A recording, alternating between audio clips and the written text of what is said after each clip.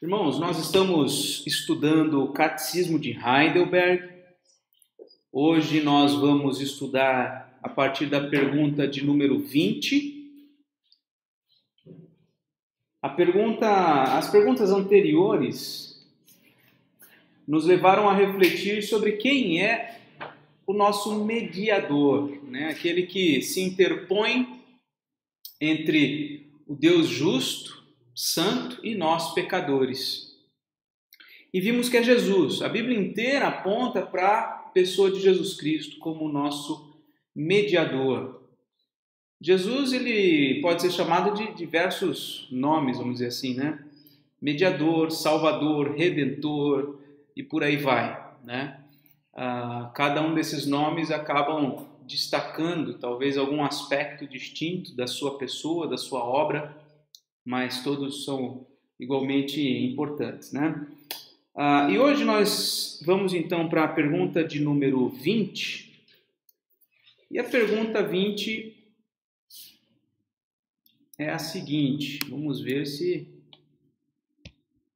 o slide quer passar ou não. Não. Espera aí, vamos voltar tudo. Pronto.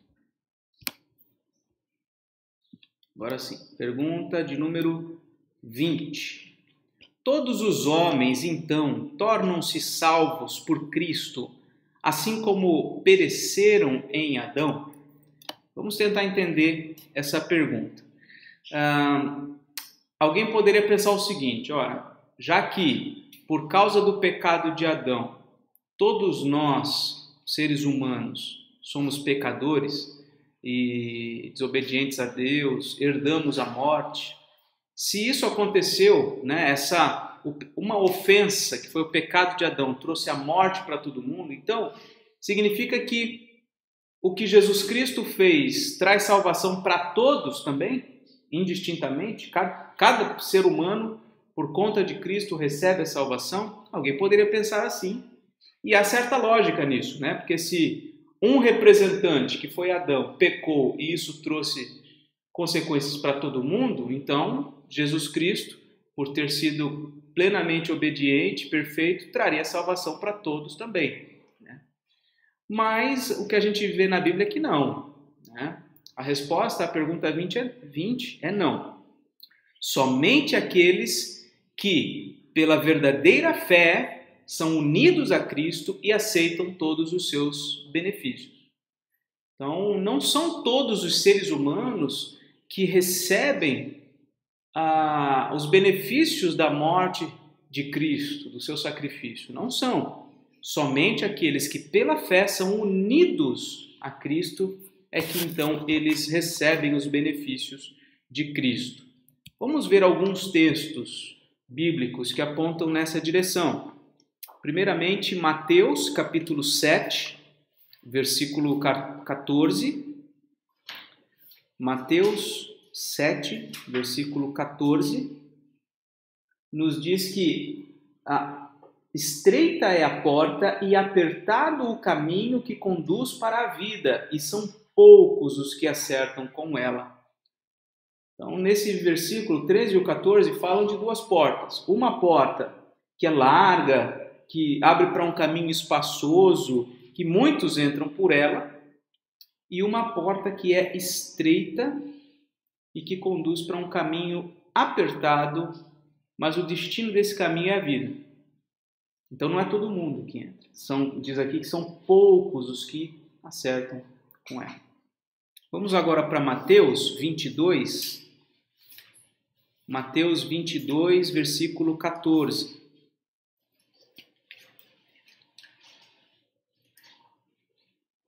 Diz assim: porque muitos são chamados, mas poucos são escolhidos.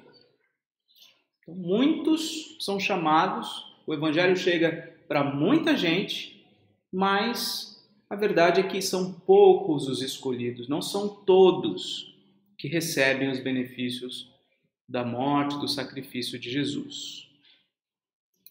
A gente pode ver indícios disso já desde o Antigo Testamento, como por exemplo no livro dos Salmos, capítulo 2, versículo 12, nos diz assim: beijai o filho para que se não irrite e não pereçais no caminho, porque dentro em pouco se lhe inflamará a ira. Então já um versículo bem escrito muito antes do Senhor Jesus Cristo vir. E aqui já uma referência ao Filho, né? Ao ungido do Senhor. Então, se curvem diante dele, creiam nele. Aqui a expressão beijem-no, no sentido de recebam com todo amor, né, o Filho, porque é por meio dele que vocês não vão perecer. No Evangelho segundo Marcos, capítulo 16...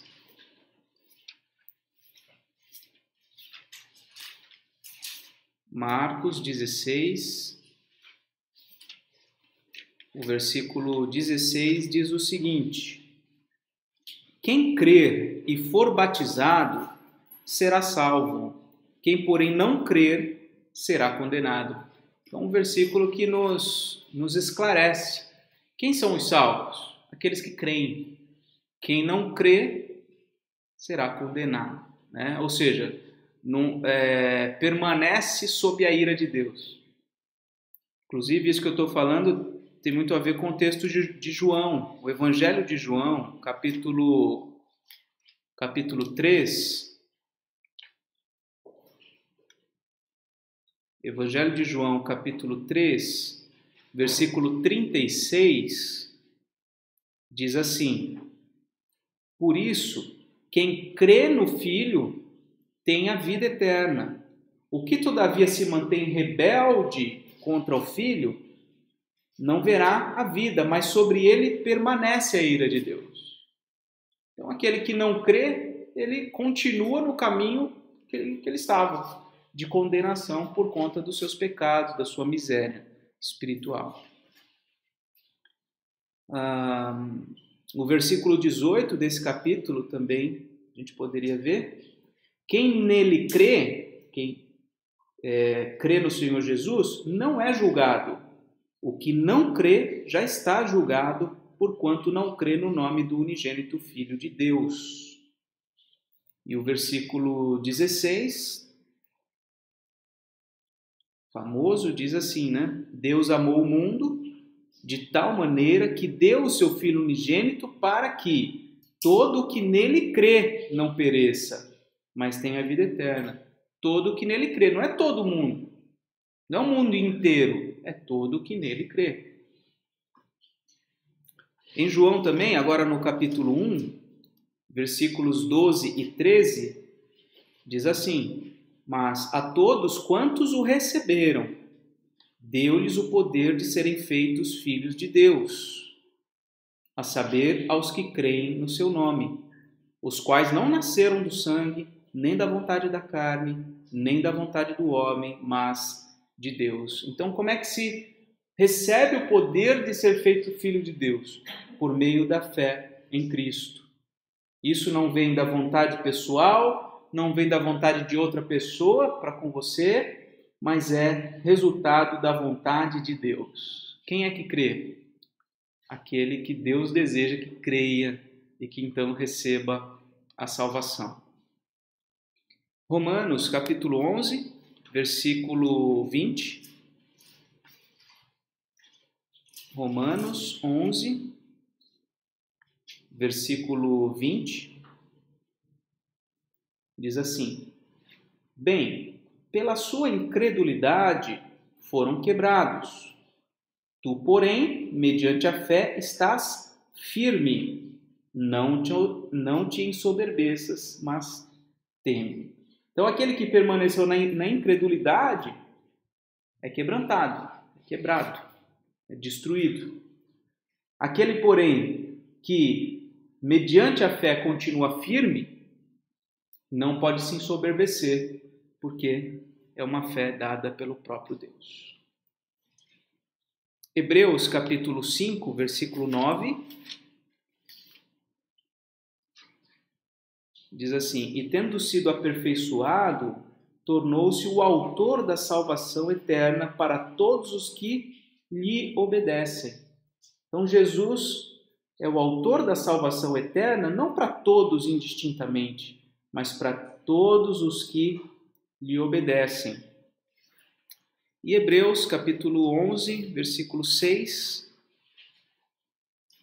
diz assim: de fato, sem fé é impossível agradar a Deus, porquanto é necessário que aquele que se aproxima de Deus creia que Ele existe e que se torna galardoador dos que o buscam. Então, é por meio realmente da fé que nós, então, somos unidos a Cristo, recebemos os benefícios da salvação. Não são todos os seres humanos que são beneficiados com a graça salvadora de Jesus, mas aqueles que confiam nele, que creem nele. Então, essa é a pergunta 20. Todos os homens tornam-se salvos assim como pereceram em Adão? Não, somente aqueles que pela verdadeira fé são unidos a Cristo e aceitam todos os seus benefícios. Agora a pergunta de número 21. Pergunta 21 é: o que é a verdadeira fé? Já que é por meio da verdadeira fé que nós somos salvos, o que é a verdadeira fé? E a resposta é um tanto longa, mas eu vou ler ela inteira, depois a gente vai ver parte a parte. A resposta é a seguinte: o que é a verdadeira fé? A verdadeira fé é o conhecimento e a certeza de que é verdade tudo o que Deus nos revelou em sua palavra. É também a plena confiança de que Deus concedeu por pura graça, não só a outros, mas também a mim, a remissão dos pecados, a justiça eterna e a salvação, somente pelos méritos de Cristo. O Espírito Santo opera essa fé em meu coração por meio do Evangelho. Então, essa é a resposta completa que o Catecismo de Heidelberg nos traz sobre a verdadeira fé. Agora vamos ver parte a parte, 3 partes. Eu dividi aqui em 3 partes. Primeiro, a verdadeira fé é o conhecimento e a certeza de tudo que Deus revelou na palavra. Então vamos olhar aqui para o texto de Judas, logo antes de Apocalipse. Vem uma breve carta de Judas, não o Iscariotes, apenas uma página a carta de Judas. No versículo 3, ele diz assim: Amados, quando empregava toda a diligência em escrever-vos acerca da nossa comum salvação, foi que me senti obrigado a corresponder-me convosco, exortando-vos a batalhardes diligentemente pela fé que uma vez por todas foi entregue aos santos. Entenderam o versículo? Judas está falando o seguinte: olha, quando eu comecei a escrever para vocês acerca da nossa salvação, foi que eu me senti obrigado a corresponder convosco, exortando-vos a batalhardes diligentemente pela fé que uma vez por todas foi entregue aos santos. Uma fé que uma vez por todas foi entregue aos santos. E veja que aqui Judas não está usando a palavra fé nesse sentido de uma crença pessoal. Ele está falando uma fé que foi entregue, ou seja, uma fé que veio de alguém, que foi passado para os santos, que foi passado para mim, foi passado para a igreja. Judas está falando, portanto, aqui, não de um sentimento, não de uma confiança pessoal, mas de um conteúdo, algo que é transmitido de alguém para alguém, né? Então, a fé verdadeira é a fé neste conteúdo. Ele está dizendo aqui, a fé que uma vez por todas foi entregue aos santos. Esse conteúdo da revelação de Deus, isso foi entregue para nós. Então, a fé verdadeira inclui o conhecimento disto. A fé verdadeira não é um passo no escuro, não é um chute, né? Vamos dizer assim, no sentido de arriscar-se. A fé, nesse sentido, não é isso. Muitas vezes as pessoas entendem fé como sendo um passo no escuro. Olha, eu não sei bem onde vai dar, mas pela fé, com os olhos da fé, a gente acredita que isso vai acontecer. Não, não é isso que Judas está falando aqui. Judas está falando de um conteúdo, um acervo de verdades que são recebidas, conhecidas e cridas. Ok? Agora, Atos, capítulo 6, versículo 7. Atos, capítulo 6, versículo 7. Crescia a palavra de Deus e em Jerusalém se multiplicava o número dos discípulos. Também muitíssimos sacerdotes obedeciam à fé. Está vendo? De novo, a palavra fé não é usada aqui como um passo no escuro, não é usada como um princípio interno de disposição para com Deus, não.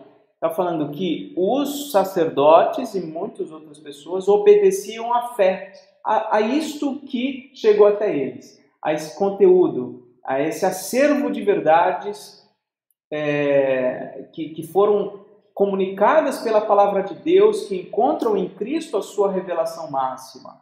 Então muitos obedecem a isso, certo? A fé, a verdadeira fé inclui isso. Eu não estou desconectado da revelação bíblica, não. A fé verdadeira, ela está conectada com todo esse conteúdo que o próprio Deus já fez registrar na sua palavra e vem comunicando pela pregação ao longo dos séculos. Agora vamos a Hebreus, capítulo 4.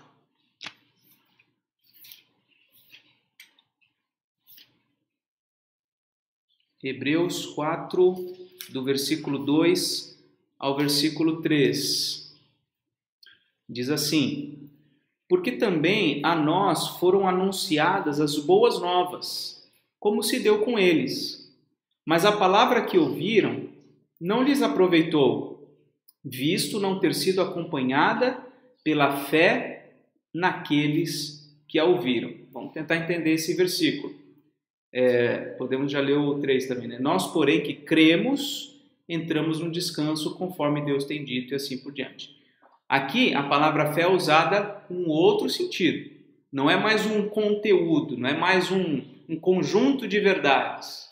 Tá? Olha só, vamos ler de novo. Porque também a nós foram anunciadas as boas novas, como se deu com eles. Então, algo foi comunicado para mim e para eles, que aqui é chamado de boas novas. Mas a palavra que ouviram não lhes aproveitou. Quer dizer, a mesma coisa que nós e eles ouviram, eles não aproveitaram. Por quê?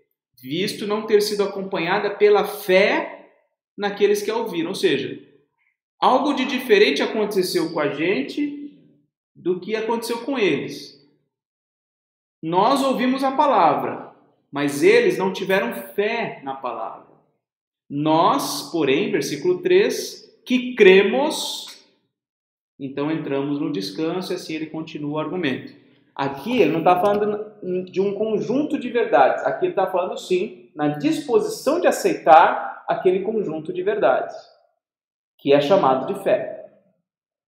Certo? Então, a fé é essa certeza, essa atitude, não só de tomar conhecimento, mas de assimilar como sendo verdade. Isso é chamado de fé. Perceberam? São dois sentidos diferentes. Fé no sentido de um conjunto de verdades que eu me aproprio, e fé no sentido da apropriação desse conjunto de verdades. As duas coisas, a Bíblia, num momento ou em outro, usa a palavra fé para se referir a isso. Não sei se ficou claro. Pelo menos quem está por aqui tem alguma dúvida? Ficou tranquilo? Então tá bom, esse é o primeiro ponto. A fé verdadeira inclui o conhecimento e a certeza de tudo que Deus revelou na palavra. Essa é a primeira coisa. Segunda coisa, fé verdadeira é a plena confiança de que por graça e pelos méritos de Cristo tenho remissão dos meus pecados. Então, agora um passo além. Não só um conjunto de verdades que eu recebo, né? Mas a plena confiança de que por meio de Cristo, por sua graça, é que eu tenho o perdão dos meus pecados. Vamos ver isso aqui primeiramente em Atos, capítulo 10. Atos, capítulo 10, versículo 43.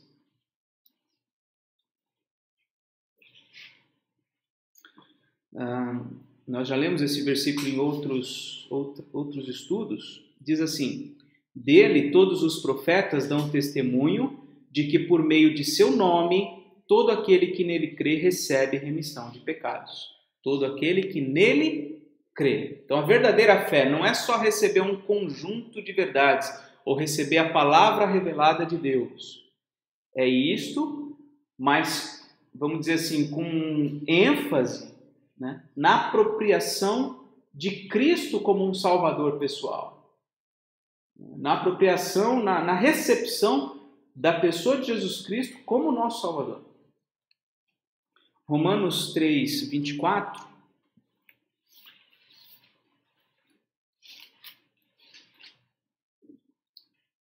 diz assim: sendo justificados gratuitamente por sua graça, mediante a redenção que há em Cristo Jesus.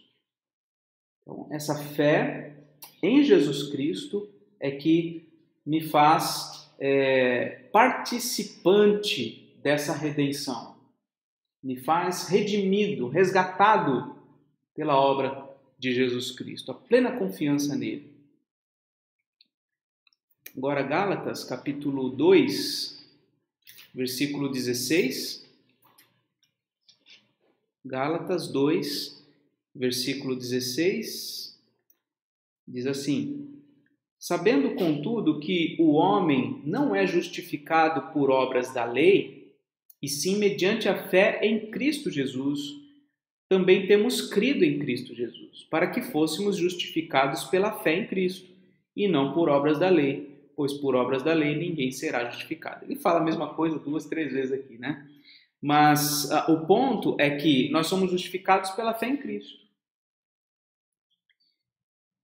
Se não me engano é em Tiago que fala, né, que você crê em Deus, você faz bem, que até os demônios creem, né? E a Bíblia fala sobre a existência de um Deus criador, do Deus todo-poderoso. Mas isto não é tudo. É preciso crer em Cristo, né? Crer que o Filho de Deus se encarnou para a nossa salvação. Então a fé verdadeira também inclui isto.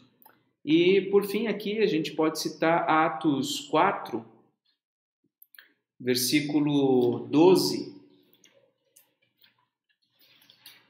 Atos 4, versículo 12, que diz que não há salvação em nenhum outro, porque abaixo do céu não existe nenhum outro nome dado entre os homens pelo qual importa que sejamos salvos. Então não tem outro. Jesus é o único que pode nos salvar. Jesus é o único. Então veja, mais uma vez, a fé verdadeira inclui o conhecimento e a certeza de tudo que Deus revelou na sua palavra. Segundo, inclui a plena confiança em Cristo Jesus, que pelos seus méritos, pela sua graça, pelo seu sacrifício, nós temos remissão dos pecados. E agora, em terceiro lugar, a verdadeira fé é resultado da operação do Espírito Santo em meu coração por meio do Evangelho.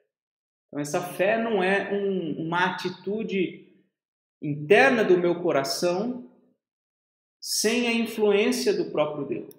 A fé verdadeira é essa disposição interna do meu coração, mas que é gerada pelo próprio Deus dentro de mim. Vamos ver isso. Mateus 16,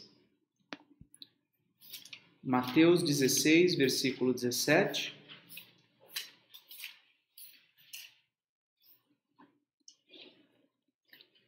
Diz assim: então lhes afirmou: bem-aventurado és, Simão Barjonas, porque não foi carne e sangue que te revelaram. Porque veja, no versículo 16, Simão Pedro disse: tu és o Cristo, o Filho do Deus vivo. E aí Jesus fala: bem-aventurado você porque não foi carne e sangue que te revelaram, não foi alguém que veio e convenceu você disso, mas ele diz aí: mas o meu Pai que está nos céus foi quem te deu a conhecer essa verdade. Então eu posso dizer para muita gente: Jesus é o Cristo, o Filho do Deus vivo, que veio para nos salvar. Posso dizer isso para o maior número de pessoas possível, todos os dias da minha vida. Mas alguém só vai chegar a essa conclusão também, como eu, se o Pai revelar a esse coração. É uma ação de Deus no coração das pessoas. João 3, versículo 5. Falando com Nicodemos sobre o novo nascimento, Jesus diz: em verdade te digo, quem não nascer da água e do Espírito não pode entrar no reino de Deus. Então, esse novo nascimento, que é uma nova vida capacitada para crer, é algo que é originado pelo Espírito. Alguém só crê em Jesus porque nasce do Espírito. Não tem outra forma. João 6, versículo 29. Respondeu-lhes Jesus: a obra de Deus é esta, que creiais naquele que por ele foi enviado. Olha que interessante. Crer naquele que foi enviado por Deus é obra de quem? É isso aí. Tá? A obra de Deus é esta, que vocês creiam naquele que por ele foi enviado. Essa é a obra de Deus. Produzir fé é Deus quem faz. A gente deve pregar, a gente deve ensinar, mas a capacidade de crer e confiar em Jesus é uma obra de Deus em cada coração. Até faz sentido aqui aquele versículo que nós já lemos hoje, inclusive, esqueci agora o endereço, mas nós estamos firmes por causa da fé e por isso não podemos nos ensoberbecer. Porque a fé não é como uma obra no sentido de que nós realizamos. A fé é um dom, é um presente de Deus. Isso vai aparecer no texto de Efésios. Mas antes de ir para Efésios, vamos para Atos, novamente. Atos 16, 14.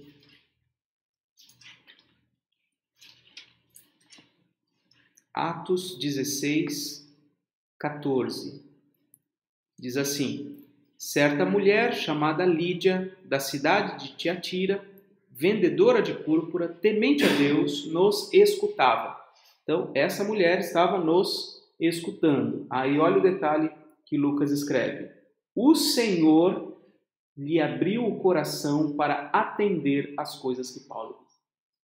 Então, veja, o apóstolo Paulo, que é considerado por nós como alguém muito importante dentro da revelação bíblica, um homem de Deus, ele, por mais que ele falasse, por mais que ele usasse uma boa retórica, ele não poderia produzir fé no coração das pessoas. Por isso Lucas faz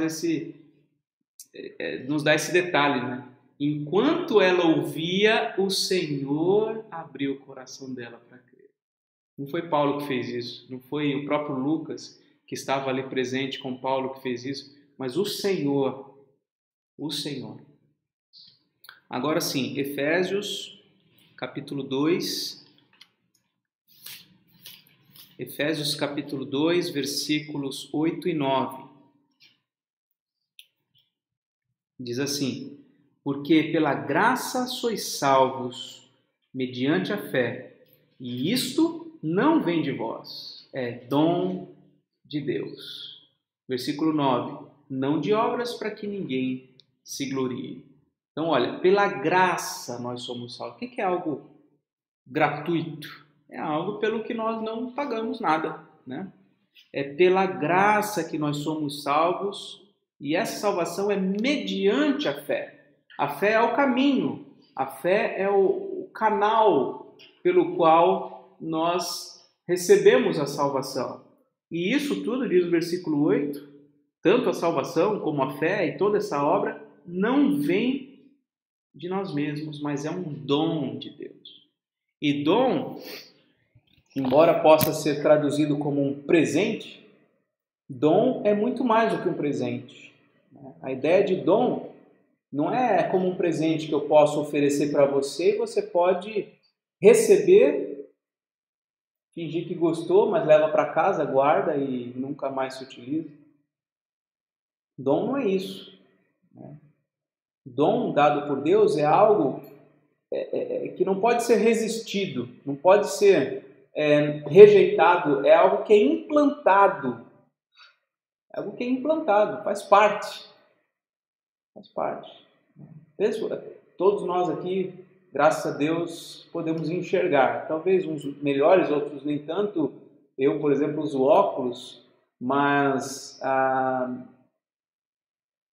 você recebeu o dom da visão, podemos dizer assim, só como exemplo, né? E você não fez nada por isso. Você não escolhe, hoje eu não quero enxergar. A não ser que você arranque seus olhos, né? Então, dom é algo que nós recebemos de Deus e que não está dentro da possibilidade de escolher ter ou não. A fé, ele fala, agora você vai crer, pronto. Ligou a chavinha e funciona esse dispositivo. O homem natural não tem esse dispositivo. Não aceita as coisas de Deus. Aliás, é o próximo texto que nós vamos ler. O homem natural, no sentido de não ter sido alcançado com a graça de Deus, o Espírito Santo não ter tocado no seu coração, ele simplesmente é alheio. Você pode falar que Jesus é o Cristo, Filho de Deus, milhares de vezes, isso não se tornará verdade naquele coração. Como se fosse um dispositivo que não existe naquele coração. Mas quando o Senhor opera nesse coração, dando um novo coração, esse novo coração tem esse órgão, esse novo órgão receptor aí, que é a fé. E aí quando esse novo coração, que tem esse receptor da fé ligado, ouve a palavra de Deus, aí pronto, aí dá liga, aí dá certo, né? Aí começa a fluir, né, a vida no coração dessa pessoa. Vamos ver isso aqui em 2 Coríntios. 2 Coríntios, capítulo 2. Não, acho que eu escrevi errado aqui. É 1 Coríntios, capítulo 2. 1 Coríntios, capítulo 2, versículo 10.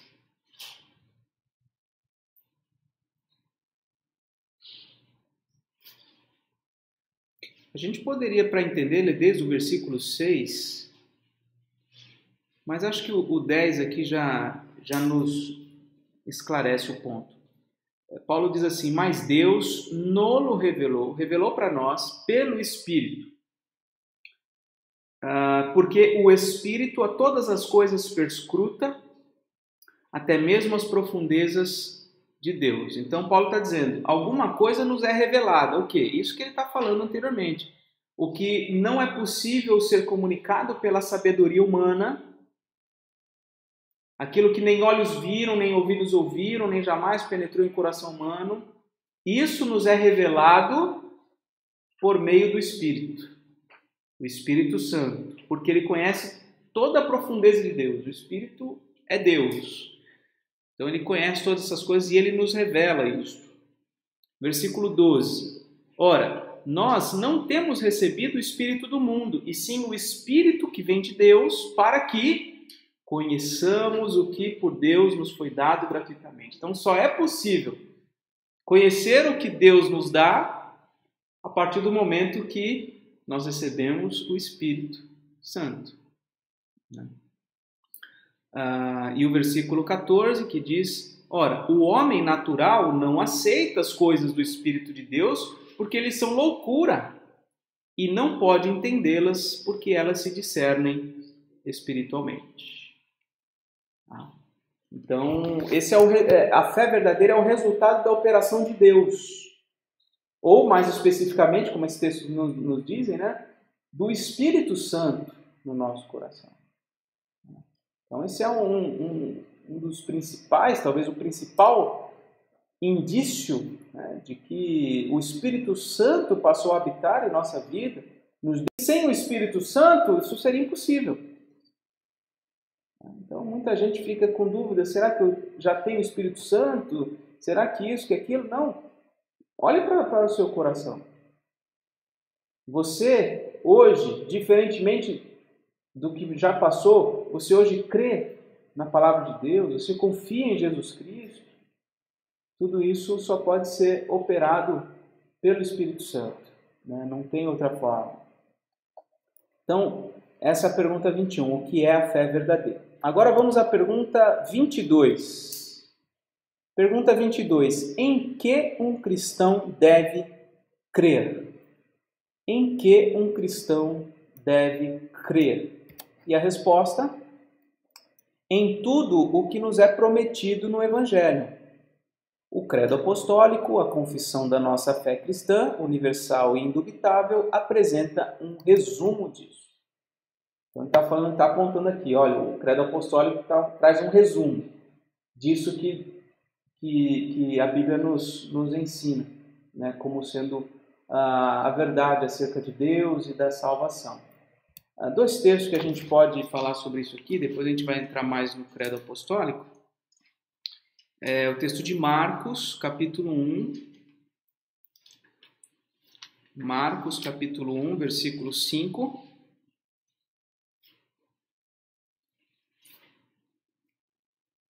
Que diz assim: saíam a ter com ele toda a província da Judéia e todos os habitantes de Jerusalém, e confessando os seus pecados, eram batizados por ele no Rio Jordão. Na verdade eu falei 5, mas é 15. Eu li errado o versículo 5, é o versículo 15, que diz assim, vamos ler o 14. Depois de João ter sido preso, João Batista, foi Jesus para Galiléia pregando o Evangelho de Deus, dizendo, olha como é que ele pregava o Evangelho de Deus: o tempo está cumprido, o reino de Deus está próximo, arrependei-vos e crede no Evangelho. Então, o que nós temos que crer? Temos que crer nessa boa notícia, nesse Evangelho que a palavra de Deus nos traz. E também aqui no Evangelho de João, capítulo 20. Evangelho de João, capítulo 20, versículo 31.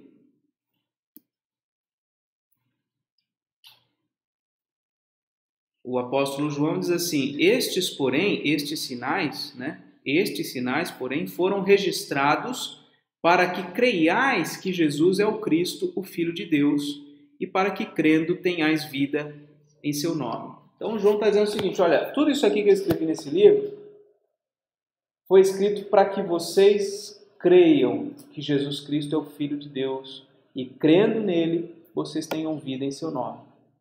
Então, há um conjunto de coisas que a gente precisa conhecer e que a gente precisa crer. Isso nós chamamos de evangelho. A palavra evangelho, assim como a palavra fé, tem um sentido dependendo do contexto. Então, eu posso falar do evangelho como sendo uma pessoa. Quem é o evangelho? Jesus. Em Romanos 1, os primeiros versículos, Paulo vai falar, ele é o Evangelho. Né? Eu posso falar de Evangelho como o conjunto central da verdade da salvação, o fato de que Jesus, o Filho de Deus, morreu pelos nossos pecados, foi morto, sepultado e ressuscitou ao terceiro dia para a nossa salvação. Isso é o Evangelho. Vamos dizer que é o núcleo ali da obra de Cristo. Mas eu também posso falar de Evangelho num sentido mais amplo, né? Contendo a vontade de Deus para a nossa vida. O Evangelho. Lembra do Sermão do Monte? Eu já venho falando há meses, né? Ali é exposto o Evangelho do Reino. Ou como funcionam.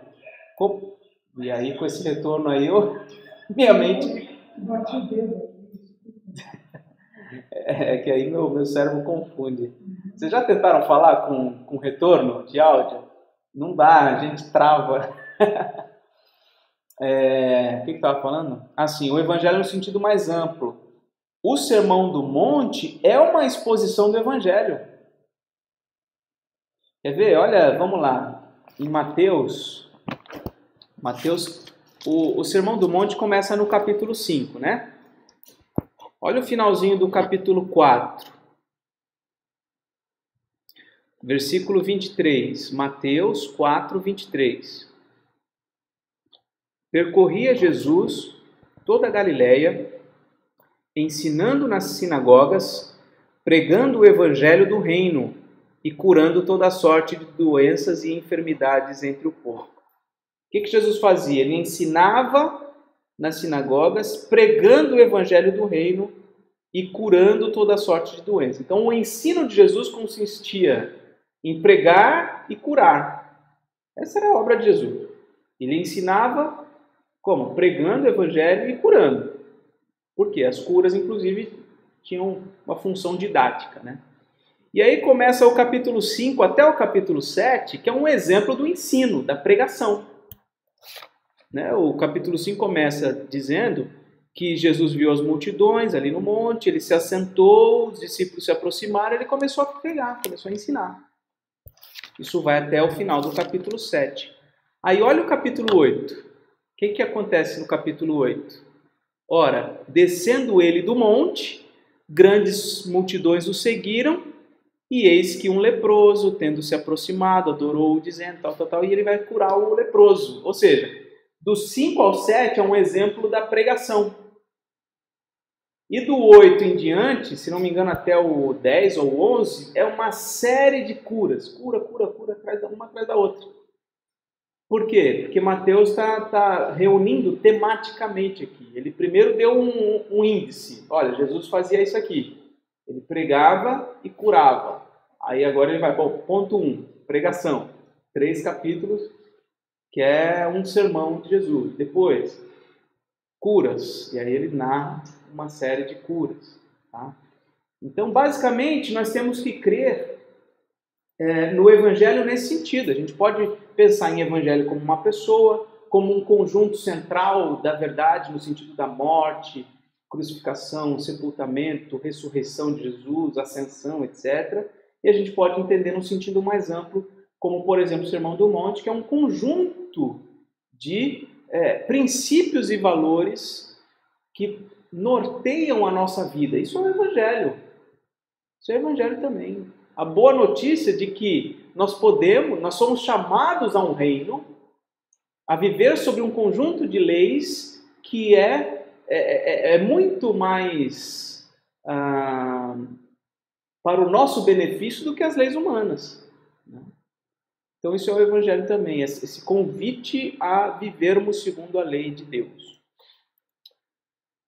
Muito bem, essa foi a pergunta 22. E a pergunta 23 é a seguinte: o que dizem os artigos desse credo? Porque, veja, na pergunta 22, há pouco, foi dito aqui, deixa eu só repetir.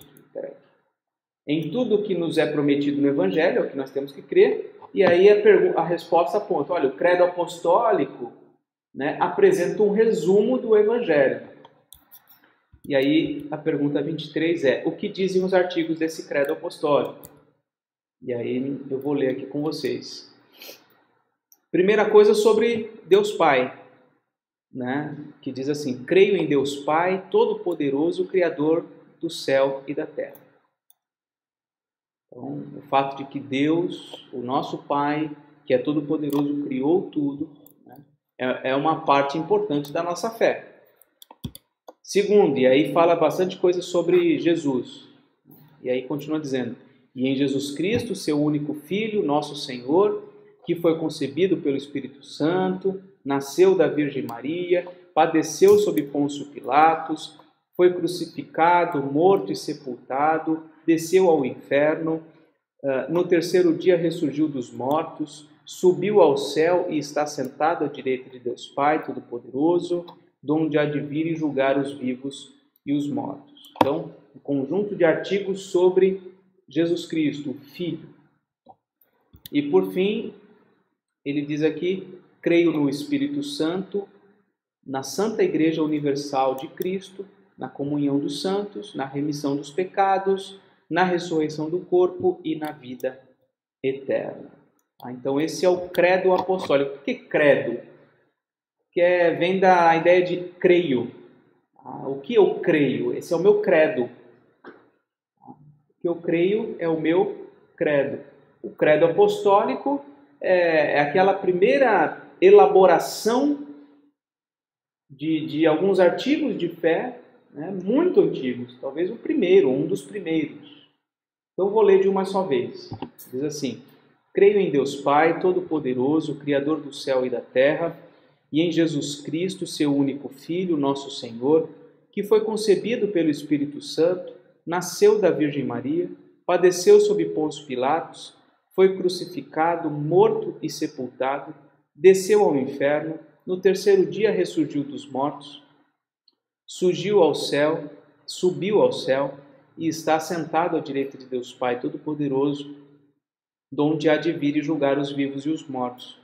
Creio no Espírito Santo, na Santa Igreja Universal de Cristo, na comunhão dos santos, na remissão dos pecados, na ressurreição do corpo e na vida eterna. Então são alguns artigos de fé, né? Ainda muito gerais, vamos dizer assim, né? Muito gerais, e que depois, ao longo dos séculos, esse conjunto aqui, esse credo foi escrito nos primeiros séculos, talvez segundo século. Ao longo dos séculos, né, a igreja foi desenvolvendo tudo isso, mas aqui a essência está aqui. O Jesus que nós cremos é este, que nasceu de uma virgem, que foi concebido pelo Espírito Santo, que padeceu no reinado ali, no governo de Pôncio Pilatos. Essa expressão desceu ao inferno é uma das mais complicadas, né? Se não me engano, embora aqui no Catecismo de Heidelberg está escrito desceu ao inferno, nas outras traduções, né, do credo apostólico desceu ao Hades, e aí talvez em outro momento a gente fale um pouco mais sobre isso. Ressurgiu dos mortos, enfim, esse Jesus que nós cremos não é um Jesus criado aí pela imaginação humana, não, o meu Jesus é assim, o seu Jesus, não, Jesus que nos salva é este aqui, com essas descrições que a Bíblia nos traz. E assim por diante, tá? Esses artigos do credo apostólico, eles são importantes da nossa fé. Então, as perguntas que virão, nós estamos na 23, né? As perguntas que virão serão baseadas neste credo apostólico. Tá? Muita gente ao longo da história memorizou esse credo apostólico. Fica aí o desafio, se você desejar memorizar também. Tem algumas Bíblias que já tem uma página da Bíblia, se não me engano, no final, né, que vem escrito credo apostólico. A minha eu não sei se tem, eu acho que não, mas talvez na sua Bíblia tenha. Mas se não tiver, você encontra facilmente isso na internet. Só escrever credo apostólico, pronto, você já encontra o credo apostólico. Então, nas próximas semanas a gente vai estudar esses artigos aí de acordo com as perguntas que virão do Catecismo de Heidelberg. Ok?